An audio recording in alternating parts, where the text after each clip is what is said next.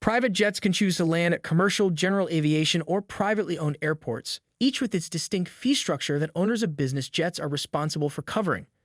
The landing fee plays a significant role in bolstering the financial stability of the airport, facilitating its upkeep and maintenance and further development. Airports are responsible for overseeing critical operational procedures, ensuring a secure environment for both landings and takeoffs. Both commercial and private jet operators are subject to airport or landing fees, often vary depending on several factors, such as the weight and type of aircraft, the duration of the stay on the ground, and the specific services required by the aircraft.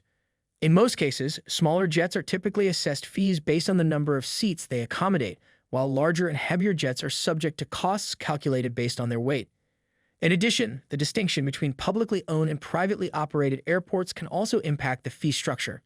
Generally, smaller privately owned airports tend to impose lower fees than larger and busier commercial airports. Private jet owners and operators often choose to land at smaller, privately owned airports to benefit from lower prices and circumvent the congestion and traffic typically experienced at commercial airports. It is important to highlight that the precise landing fees cannot be determined outright, as they are typically subject to negotiation with the respective airport authorities. Generally, the expenses for a private aircraft to touch down in an airport can span from a few hundred to several $1,000s.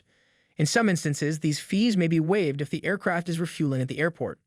Depending on your itinerary, according to Sherpa Report, you can also be charged for de-icing, catering, and for the crew, overnight, wait time, short leg, repositioning, phone, or per diem fees. In certain instances, private aircraft owners might encounter extra charges alongside landing and other associated fees.